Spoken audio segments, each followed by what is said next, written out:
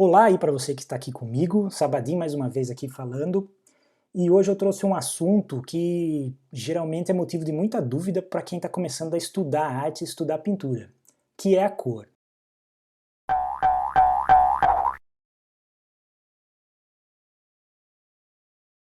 Eu tenho aqui dois círculos cromáticos diferentes, mas não é sobre isso que eu vou falar hoje.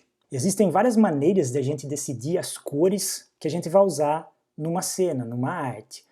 É claro que vocês vão decidir por certas cores a respeito do efeito que vocês pretendem para aquela cena, mas a princípio toda cor pode ser usada, tá ok? Então, mais exatamente sobre o que a gente vai falar aqui são as propriedades das cores, como matiz, croma e valor, certo? O princípio da variação. As cenas elas precisam de variação dessas propriedades, luminosidade, matiz, saturação, variação de temperatura também.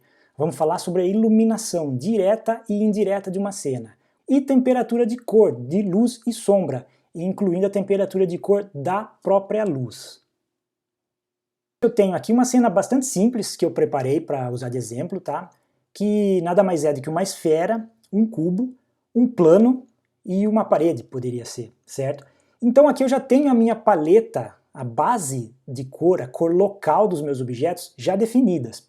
Agora, como trabalhar essas cores numa cena?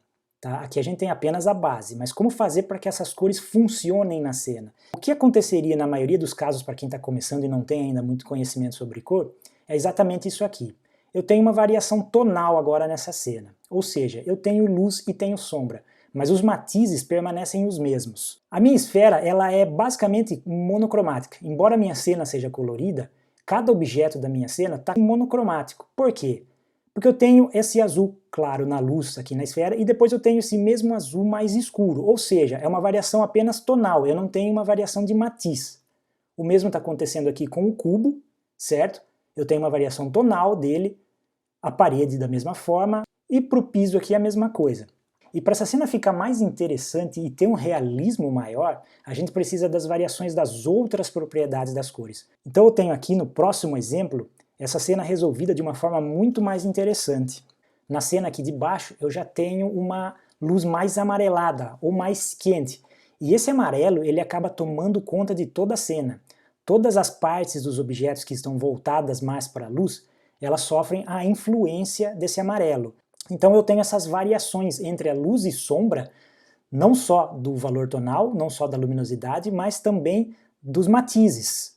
Isso acontece muito também por conta da transferência da cor de um objeto para outro. Aqui a gente tem a luz direta dos objetos, onde a luz está atingindo diretamente o objeto. E nas sombras elas são preenchidas com uma luz indireta.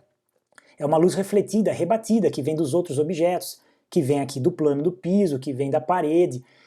Essa reflexão de luz carrega com ela também a cor de um objeto para outro. Ela preenche as sombras dos objetos. E vamos também dar uma olhada na questão da temperatura de cor. Aqui, como eu falei, a gente tem uma luz mais amarelada. O que acontece quando a gente tem uma luz de temperatura de cor quente? As sombras elas se tornam mais frias. Como regra geral, a gente adota a luz quente, sombra fria, luz fria, sombra quente. Por último, a paleta de cor com as bases das duas cenas e as duas paletas lado a lado para a gente poder observar melhor a diferença entre elas. E como vocês estão notando, aí a diferença é grande, a riqueza cromática dessa cena aqui inferior, até aqui com os planos apenas coloridos, enquanto que a cena de cima um pouco pobre em relação a essas variações todas que a gente observou. Tá? Ok? Então essa foi a dica de hoje, espero que vocês possam aproveitar e aplicar isso no trabalho de vocês e até uma próxima.